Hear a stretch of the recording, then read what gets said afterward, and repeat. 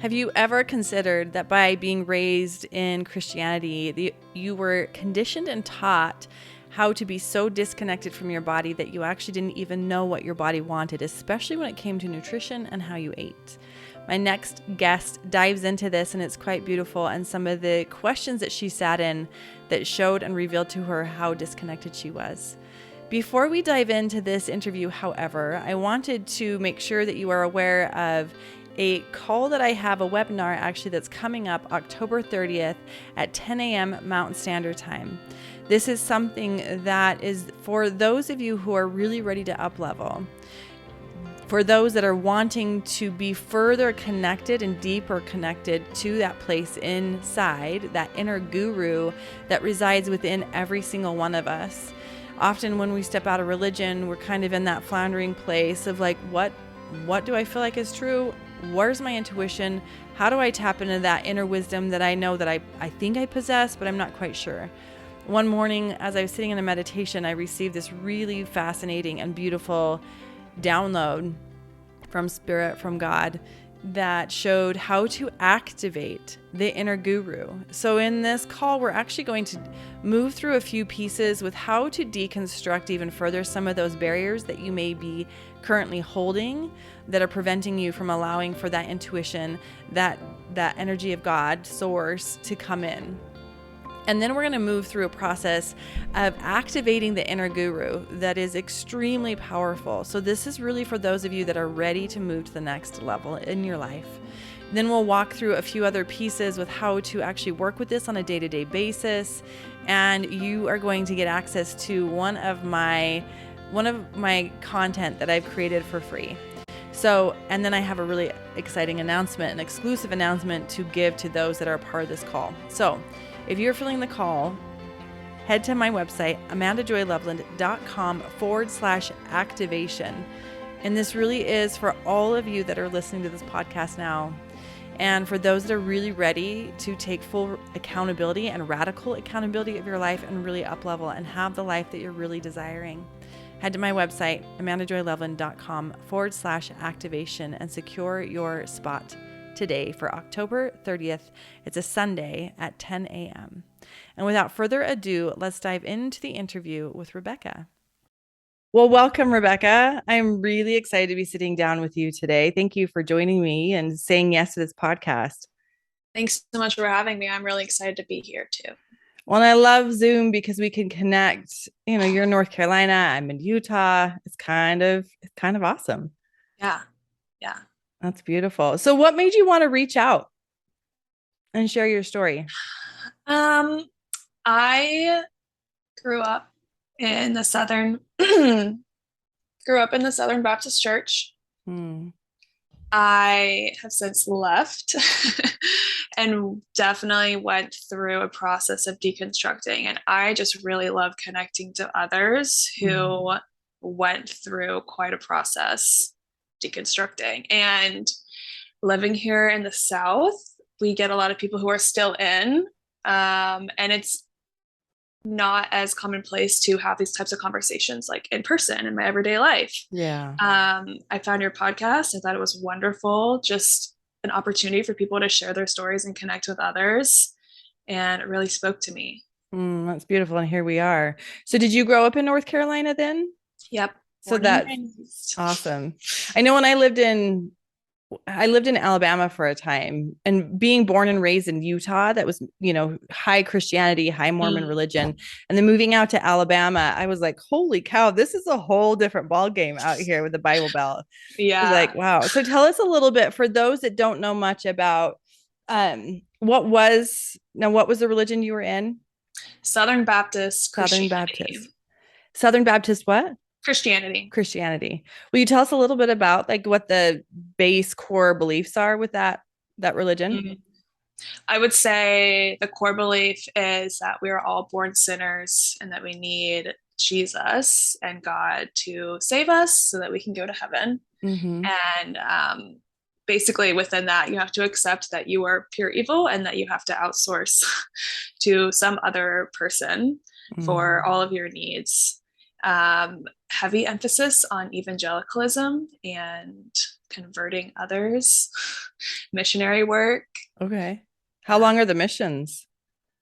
It's really personal. It's not required or anything. It's just like Okay. heavily applauded for people who do go on any mission trips. My Oh, grandparents were actually missionaries for their entire lives. And that also, wow.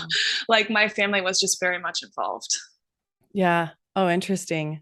So you were born and raised within this religion. So tell us a little bit about that. How was that growing up for you? As probably other people with religious trauma can relate, I don't have a lot of memories of my childhood. Yeah. It's hard to reach back there and put myself back in like what my headspace was as a child. I do remember like some feelings of just noticing the performance aspect of it all. Hmm. Being in church, it was like who raises their hands the highest, who has the best like amen, you know, when the preacher's talking, and who shows up to church the earliest, who stays the latest. I Hmm. remember noticing those aspects and feeling like Hmm. this doesn't quite sit right with me. But every time that I would have thoughts that maybe something's wrong here, I would quickly follow it up with like, that's very sinful. I'm so sorry, God, you know, the Mm. works. My other experiences with it in childhood, I So you really overall can't. you had a hard time with it as a child. Is that what I'm hearing? Yeah, I would say like looking back, it never felt completely right or comfortable to me, but I just Uh, had no way to voice that or mhm. even accept it in myself. Yeah. So is your family still in the religion? My father left when I was in high school, which was a very confusing experience because Mm. he just like all of a sudden just stopped and never told anyone. And I was expected to continue on going to church and all the other church activities with my mom and my sister. Like nothing had happened. Mm. My mom is still very much believes. Grandparents obviously still believe. My older sister's not so much. My younger sister, I think she's in the process of deconstructing. Yeah. I don't bring it up very often. I know that's always such a hard topic, right? Because when you're talking about your faith, that's such a personal piece. So in your religion, why would people like what was the eternal promise for them to like for people to come in with your grandparents being missionaries? I'm kind of curious because I don't know much about it. So what was like what would they gain? What was the purpose? Why would they want to be a part of that religion? So that you can go to heaven. Okay. Because if you're not saved through Jesus and if you're not baptized in the church, Uh-huh. you can't go to heaven. You can't Okay. have your eternal glory. And otherwise, you would be sentenced to eternal hell. And they very Mm. much preach the fire and brimstone suffering story. Interesting. So tell us about your deconstruction. Like when did you start? I know you kind of mentioned that you started as a young kid, you were starting to ask those questions and kind of like, oh crap, I'm sorry, God, that I had those questions. Yeah. But when was the start of like your unraveling? I think in high school, I started to notice how religion could have a harmful effect. Um, Mm-hmm. my parents had a quite tumultuous relationship. I would call it emotionally, mentally abusive. It was a weird time growing up in my household. And then, as I said, my father just abruptly left, and then the entire family dynamic changed, and no one knew what was going on. Mm. And I just witnessed my mother being just like emotionally tortured on an everyday basis, but absolutely could not leave because divorce was a major sin. Mm. And it was confusing to me why she wasn't able to choose herself or even like choose myself and my younger sister who were still living at home at the time because we were, you know, kind of unwilling participants. Right. You're kind of like Uh, the bystanders that are going along for the ride. yeah. Um, and then I was talked into going to a small private Christian university. Mm. Um, by my mom and my grandparents, and it just absolutely was not the place that I was supposed to be. I felt like I had to try so hard to fit in with the like good, quote unquote, good people. Mm. And I just did it. And then I started hanging out with some of the quote unquote bad people Mhm. who drank. And it was like a dry town or dry county or something. I don't even remember how we would even get alcohol, but we would drink and people would smoke and, all of the terrible, horrible, bad things. And I thought those people were my friends, but I actually ended up experiencing a lot of direct harm from them. Mm. Um, Very traumatic things and a lot of like sexual shame, I'm even sorry. from people who I consider to be like my best of friends there would participate in shaming me for things that I knew they were also actively doing. And it was confusing and it was traumatic. And I was just like, I would still go to church every Sunday and just be so confused. Mm. I I bet. think confusion was like the overall feeling. Like I can't, like I'm trying so hard to get it right, but I keep messing up every time. And I keep showing up, but I don't feel welcome here. Mm. And even in my everyday life, it's made clear to me that I'm not fitting in, just confusion. Yeah. So I had to get out of that school. It just wasn't the right environment for me. I went to a different university. Um, and that was probably the more like real start of deconstructing, just being out of that environment. I chose to go into nutrition Mm. as a major. And I think at the time I didn't put much stock in that choice. Um, but I think unfortunately, my lifetime of being stripped really of like my personal identity and being told to not have a connection to self, that your body is sinful and dangerous, can Mm-hmm. only lead you to a path of destruction, like really set me up for disordered eating. And then in the nutrition major, I was surrounded in classes every day with like, here's a framework of all the rules to follow so that you can eat healthy. And I was like transitioning out of one framework and ideology, and I sort of just kind of fit right into a new framework and ideology without ever even stopping to consider my own identity or even like how I was experiencing it in my body. I feel like that happens often. People will leave one religion and then they'll move into something else that has a similar construct. Here's what Yeah. you do to get where where we want you to go. Yeah, exactly. I think a lot of um, people in religion as well just have that specific experience of like disordered eating, being Mm-hmm. just so disconnected from your body. It's like the foundation is laid. Mm-hmm. Yeah, I think it depends a lot on because I feel like all religions have a little bit of a different twist on that.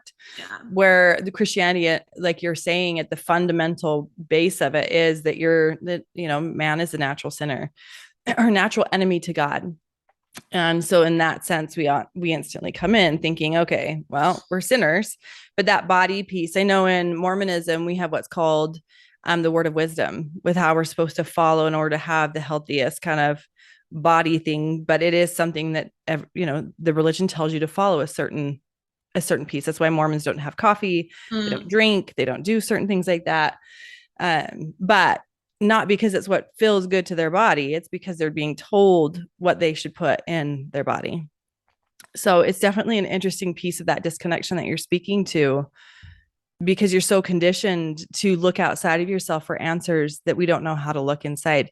Meanwhile, in most Christianity, you have the Holy Spirit, right? That yeah. is there, that's always been with you, that continues to be with you, and religions just labeled it as the Holy Ghost or Holy Spirit, when all reality Mm, it's just your inner guide, your yeah. intuition Yeah. that never leaves you. But it's so conditioned that only through this religion do you get this. Yeah. So I love what you're speaking on. So you were doing nutrition and then noticed that you were starting to go into kind of another paradigm. It was Well, it's similar. funny because I didn't notice. Oh yeah. Looking back, I mean, hindsight is 2020, but at the time, I had no idea that they could be connected, or I mean, I just really wasn't present. I Yeah. had no tools, had no awareness of how to be present Mm. in my body and my experience. Throughout my life, I have this pattern of not being able to name what I'm going through until like a year later when I can like look back and be like, oh, I was miserable. Oh. But at the time, I think if you had asked me, like, do you have a disordered relationship with food? I'd be like, no, I have the best relationship with food. I do Mm. all the right things. I know about all the nutrients. I drink 3.5 liters of water per day, which is an extra liter just in case. I get my 5 servings of vegetables in and I eat 50 grams of fiber and da da da da. So I was not aware. Yeah. So what shifted? I think I first heard the phrase listen to your body. I Mm-hmm. can't remember where, in what context. I heard that phrase. It's become more popular, I think, over the years, and I'm glad it has. Mm-hmm. But I heard that phrase, listen to your body. And even though I was very much like in my deconstruction phase, my initial reaction was like, shut down. That's wrong. That can't be right. Mm-hmm. Your body is like evil. Your body's trying to trick you. Mm-hmm. So I couldn't even ask, like, how could you connect to your body, listen to your body, because I was so shut down at the initial like acceptance of it. Mm-hmm. I think I can't really pinpoint like certain events or times, but probably over the process of a year, I was maybe reintroduced to that topic, saw it more on social media, started to feel more accepting towards it, feel a little bit more like open to curiosity about it. Mm-hmm. I think also when I was in undergrad, the body positivity movement was taking more space on social media. And Yeah. um, so I think there was just more of that coming up in my Mm-hmm. everyday life, Yeah. just being on my phone. Um, Well, and often I love that it really that first thought of listening to your body created that question within you. And I feel like when we have that opportunity to ask or see something that just makes us question, like, wait, is this feels maybe this is true? And then that question gets to unravel. And then oftentimes it will unravel some deeper pieces within us that we didn't realize started from this first tiny little thing.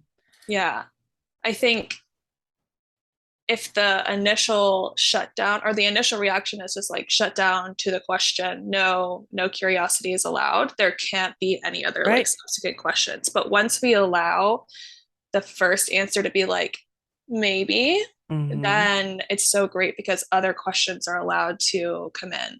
Yeah. How would that happen? Do I care about that happening? Like, Mm-hmm. what are the steps? Yeah. What does that feel like? Yeah, I love questions that make you think because then it does exactly what you're talking about. It's like, oh, maybe I do like this thing, maybe I don't.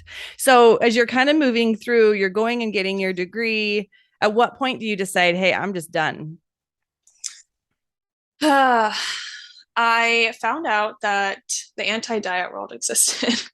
Health at every size, weight inclusivity. And once I found that, I was like, I just felt such a huge sense of relief. It felt Mm, like the biggest sigh ever. And I knew that I could never go back to just following the traditional paradigm of like, eat this, not that. This food is good. This food is mhm. bad. It felt like finally I didn't have to have all the answers. Like maybe there was a way that like I could just exist and other people could just exist like how we are in our bodies and not always have to be fighting against our own bodies and our own intuition. Mhm. And that created that like that connection within your religion. Um, Could you rephrase the question? Well, you're talking about the nutrition piece and that like maybe there isn't a diet for that people should be, the anti-diet movement, and then recognizing you can ask yourself and create your own paradigms. So I'm assuming that associated with your religious beliefs too, that you even asking that question over here about the body associated with religion. And Mm, that's kind of what you're like, you kind of, because I was asking what was the piece for you to be like, I'm done. I'm no longer part of this religion. I'm mm. out. Was that it? Um, it's it's hard to pinpoint an exact moment, event. I think it happened slowly. Mm-hmm. I was When I first left the Christian university, I just knew that I needed like time and space. I still continued to go to church off and on for a while because I would not go for a while and then I'd feel guilty. And then I'd go back and still feel like, I just don't know. Like, I just don't know if I Mm-hmm. feel like I fit in here, if I feel welcomed. And I think the more I explored connection with my own mind and body, the more I was open to exploring that, like, I didn't need to outsource Mm-hmm. That's for beautiful. fulfilling my needs, Yeah. for connecting to others, or Mm-hmm. just myself. Um, I was also really lucky that the university I transferred to was really, really big on outdoors. It was in the mountains. It was Mm-hmm. lovely. I just started spending so much more time outdoors, um, and felt more sanctity being in nature than I ever had felt in a church. Mm-hmm. Oh yeah. I think a lot of us joke around about, you'll see pictures. At least I know I do it. I have friends that do it. It's like, oh, here I'm in my church today and it's up in the mountains because you feel so connected Uh, to God or whatever your higher source is when you're in nature. And yeah. sometimes a lot deeper than within the construct of a church building. Yes. It felt more natural, more organic for like me to connect to nature, whose nature is ever present. It's powerful. Mm-hmm. It's going to survive much longer than me, and it's been here a lot longer before me. Um, it wasn't someone standing over me telling me these are the things that you need to do. This is okay. This is not okay. It was just me just being. Mm-hmm. And experiencing life and what felt true to you. And I think that's Yeah. absolutely beautiful. How did your family react when you decided that you were done? How was your Ugh. mom? She was not happy. I kind of like trickled that information towards her. Yeah. At first, I was like, I don't know. And then it was, I just don't want to talk about it. And finally, our relationship got to such a place that I just felt there was no truth in it. There Mm, was no room for me to be authentically who I was if I wasn't fitting like her mold or idea of what I should be. So I just finally had to cut it off. And mm, one thing that was important, I wrote her a letter. One thing that was important to me to include in that letter is like, I am not Christian. I don't want to talk about it. That's not my spirituality. Like, I'm pursuing something else. And like, if that helps you and feels good to you, you do that. But like, I mhm. don't want that to ever be a part of our relationship anymore. Because Yeah. she would continually like try to get me to go back to church or like listen to this song. So Hmm. inspirational. Luckily, we've been able to reform a healthier relationship with more boundaries, and that boundary is intact. Oh, that's beautiful. That's good. That's awesome that you're able to state the boundary and that she's respecting it. I'm Yeah. sure you probably had to remind her of it a few times. So far I haven't. Oh, that's so good. Yeah. It was almost like 2 years of separation. And so I think we're both just kind of happy to be back in each other's lives in a more peaceful way. Mm-hmm. So it hasn't come back up yet. Mm. Um, Well, that's beautiful. And unfortunately, I feel like that happens as we're unwinding and kind of uncoupling out of religion. Oftentimes, it's also uncoupling out of familiar relationships too that are choosing to stay in because they're so deep into the dogma and to the practice of whatever their beliefs are that it is part of the salvation of their children and it's challenging. And so yeah. it can take a while. Yeah, I understand that a lot of the ways that I felt pushed by her was more out of her feeling like it was her duty or Yeah. her. It's from a place of love, really. Yeah, I It's just mean, what she she was knows. trying to make sure I get to heaven, but Mm-hmm. Yeah. I don't know. Maybe I don't want to go to have that happen. Maybe there is no such thing as heaven or hell. What if that's a Maybe. possibility? Or what if heaven and hell are both as amazing? Who Hmm, knows? who knows? Yeah. Who I knows? think actually opening myself up to deconstructing and feeling more of connection with my own mind and body, and then coupling that with like entering the anti-diet world, I was a little bit more primed, ready to be able to receive it because I Mm, had already confronted the everything that I was raised with was kind of a lie. yeah. And doesn't fit for me. And then confronting anti-diet was like a lot of what traditional nutrition schooling is based on doesn't apply to me and is Mm-hmm. probably not true. And, so in that way, it was a little bit easier to digest that. I Yeah. was a little bit more open to everything not being what it seems. Mm-hmm. Ooh. Right? Everything not Yeah. being what it seems. So question, Yeah. is this for me or not? So tell us a little bit more about your passion with nutrition, because clearly you have a passion with it. Yes.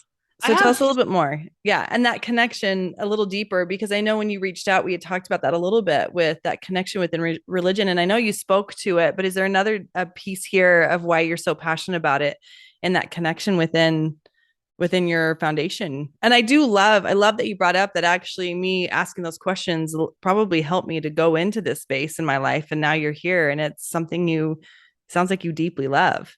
Yeah. So there's a lot of beauty in that.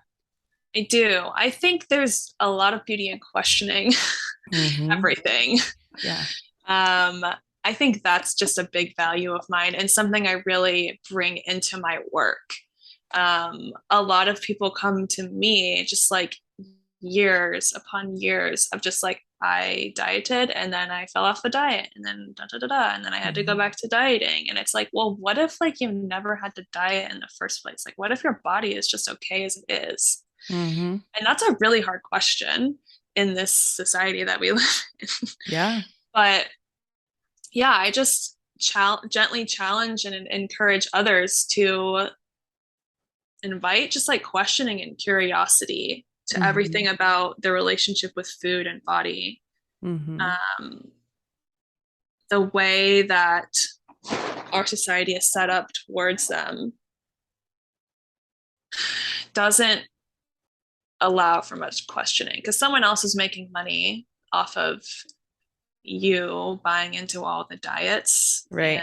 all of the you need this superfood and you need blah, blah, blah, the latest and greatest thing. Well, and it's really fascinating when you look back at our history. You know, we went from being farmers and eating off the earth to then going into like more that in the 50s, right? 50s, 60s. When did TV dinners start coming out and all like the processed foods? Yeah. And then it went into the fad diets of, slim fasts and that dieting and a lot more. So it's like we went from more whole foods and like nutrition that came from the earth to process, diet, because your body's reacting to this crap you're putting in and not really liking it. And then, I find myself often getting sometimes, you get into that, oh, I'm feeling like crap. So I want to do something. And it's like, oh, what thing should I tap into now? Because there's so many different fads out there. Mm, There's the keto and then there's the plant-based diets. And then there's, the, I, there's so many different pieces. So I love that you're speaking to the, what if there wasn't a diet, mm, so let's say that I'm coming to you as a client Mm. How does that work? Like, hey, I'm really kind of feeling, my body just feels shitty, but I don't really want to do a diet, but I know I need to eat cleaner. I'd like to lose some weight because it feels heavier right now. What would that, what would that look like? I would first ask you what your values are I love that. and how that can be integral to your relationship with food and body. Mm-hmm. And then I would ask you, why do you need to lose weight? Mm-hmm. And just that usually takes a while to explore. Yeah. And what if you didn't? And what if you just allowed your body to be the way it is? And if your body changes in response to nourishment, does that mean it needed to change to be happy and function well? Mm-hmm. I love those questions. I think they're And beautiful questions. and question like, what does eating clean mean? What Mm-hmm. does what does keto mean? Da da da. There's so Mm-hmm. much noise. There's so much information, quote unquote information out there. So much. But no information will ever be as important as what is coming from within you, what your Mm-hmm. body is telling you. Yeah. If you're hungry, if you're full, if you're seeking a sweet snack, if you're seeking like a nutrient dense food, like your body is trying its best to take care of you. And if you could be its teammate, it will give you all the information that you need. You don't necessarily need to outsource all of your needs to someone else Mm-hmm. because someone else is probably just trying to sell you something. Unfortunately, that's usually the case. And again, it's similar to anybody on this planet that is creating a livelihood off of what we're doing. It does come from a place, even within religion, even with your mom, right? It comes Mm, from this place of desire to want to better the world, desire to want to create something that would benefit people. And, it does come from that place. And so I I firmly believe, I mean, the thing that you do in your life, as far as your career, what I do, like we all have our motivations as far as what we do feel like we bring to the world. And in that, it's beautiful. And then I love that you're bringing in that, but there is a lot of noise. So how can you get quiet enough to go, you know what, this is an alignment for me. And that's where I yeah. want to go. That feels really good in my body, my mind, my spirit to go that path. Yeah. Yeah. Because there is That's a lot of noise. yeah, that's really the majority of work with clients is like turning down the noise on diet culture and everything out there and reconnecting to your body's inherent wisdom. We're all born as babies with the ability to regulate and interpret hunger, fullness, Mm-hmm.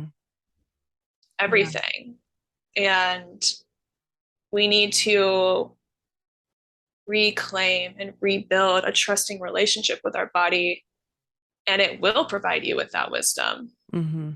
It Yeah. already has it within you. I mean, it's been formed over thousands of years through ancestors, and your body has a lot of wisdom. Mm-hmm. Yeah, it really does. Well, and unfortunately, we do live in a society for whatever reason, whatever the motivations are, when we're born, like you said, we do have all this innateness with knowing what our physical body needs, but even with our connection to spirit, source, our abilities to see and hear. I mean, you'll often have babies and kids that can see spirits and can see different Mm. things. But then there's the conditioning that starts happening with the familiar system of the family, with the tribal system of the culture and the environment, and then the world stage as far as what we're all choosing into, that does start to increase the noise of this is what I'm supposed to do that's outside of me versus what do I feel. So yeah, getting back to those basics is essential. And I think it's really beautiful that you're connecting those dots with religion and with Christianity in your, your upbringing of seeing how disassociated you were Mm. that led you to then asking these questions and then finding this really beautiful avenue within nutrition. For you, when you were leaving, and what was the thing that you felt like was the most beneficial for you at the time? What was really helpful for you as you were stepping out, as you were leaving, as you were starting to deprogram? What was the most important or helpful? What was helpful at the time? Therapy. Yeah, that can be really Therapy was helpful. pretty integral to being able to feel safe in my body. Yeah.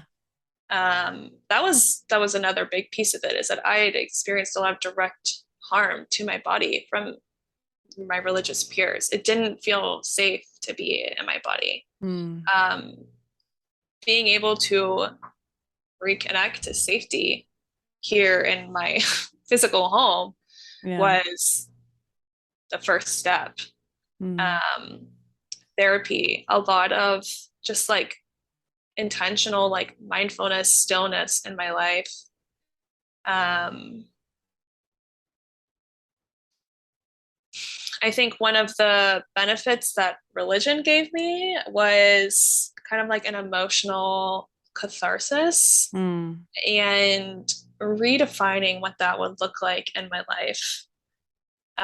So I was able to create more like intentional, genuine relationships with people by having like genuine emotional conversations. mm-hmm. That was a form of emotional processing and catharsis for me. And then being out in nature was another form of emotional processing therapy, finding ways to access my emotions and my thoughts in my own body outside of church. Yeah. Oh, all of those I think are beautiful. What would be something that for those that are listening that are struggling, that are moving out of religion, but they have a lot of fear, they're just feeling really alone.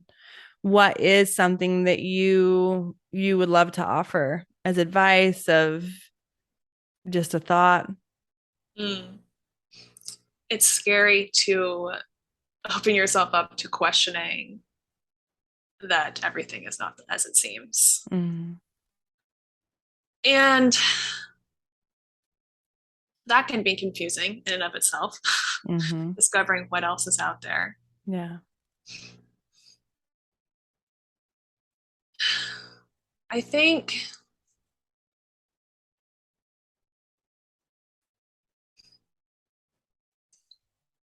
what I can offer is empathy. Mm-hmm. It is scary to question everything. But in the process of questioning everything around you, the systems that we live in, it's really just leading you back home to questioning like, who am I? What are my values? What do I really care about? What makes me enjoy my experience in life Mm-hmm. and be able to do that? Questioning is hard at first, and then as you're able to bring it back around to coming home to yourself, it starts to feel more comfortable, I think. Mm-hmm. Oh yeah, for sure. Oh, that's beautiful. So you have your degree in nutrition, is that correct? Yeah, I have an undergrad and master's degree. Wow, good for you. So what do you uh, do? What do you do with your degree? I assume that's what you do for a living. yeah, one-on-one nutrition counseling, kind of like this via Zoom. And I help people break out of diet culture, connect to intuitive eating, which is really to say connect to yourself and your own body's cues and what feels good in your body. And really, what I tell my clients is I believe that you already have the answers and solutions within you, and I'm a reflection tool for you. So I Mm-hmm. might ask some helpful questions, but really it's more of like, what questions do you have? Yeah. Oh, that's awesome. Tell us a little bit about some successes that you've had when you work with clients. What do you find seems to be the thing that, like, you've gotten to that place with them when what happens? I think when they're able to completely redefine what health means to them. Mm-hmm. I connect values to several dimensions of health outside of just physical health: Mm-hmm. spiritual, emotional, mental, community. How do your values line up with that? And what does that look like to practice all of those dimensions of health on a daily basis? And of course, maybe starting with all of those at once is overwhelming. What does it look like to practice like one dimension of health in your life each day that's completely based on you, your values, what feels good to you, and not any of the outside noise? Mm-hmm. I love that. That's beautiful. So if someone wanted to get in touch with you, how would they do that? You can find me on the website at Wise Heart Nutrition. Wise, Um, Wise Heart yes, Nutrition. Wise Okay. Heart Nutrition. I'll make sure and put that in the show notes. We have an Instagram also, Wise Heart Nutrition, Awesome. and a Facebook. Cool. Awesome. All the same thing. So do you work, is that your company or you work with another company? Wise Heart Nutrition is a private practice group of 3 dietitians. It's me and 2 other practitioners. So make sure then that you request to work with Rebecca. Yeah, especially if have experienced deconstructing religion and how that has forced you to be disconnected from your body. Yeah, I love that. That's beautiful. Is there anything else you'd like to share before we wrap up? Let's see. I don't think so. I've really enjoyed this. Just being able to have like genuine conversations with people with similar experiences is nice. Yeah. I know it is nice. It's nice to know that there's a growing population of us. Yeah. That are all deconstructing and stepping out. That's for sure. Yeah.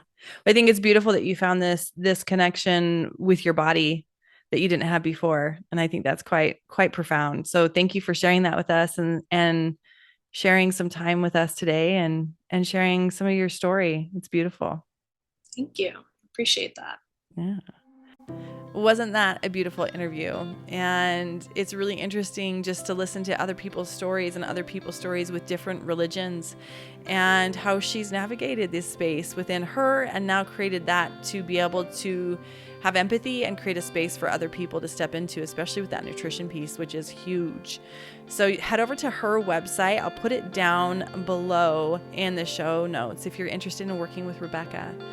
And again, go secure your spot today, amandajoyloveland.com/activation. The pricing will be going up here soon, so you'll want to secure it now. And again, we'll be activating that inner guru. We'll be walking through how to unwind pieces that may be preventing you from stepping more into your gifts and your knowing.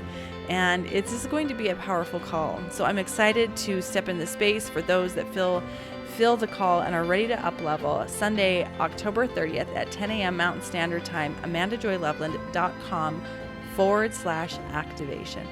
And again, I say this every time because I think that's one of the messages that is just always so profound to me, that while we feel that we are alone, and there's truth in that because only you know what your experience is that you're going through, there is a lot of people that can understand and have empathy because we're going through similar places, similar things that with unwinding and deconstructing out of religion.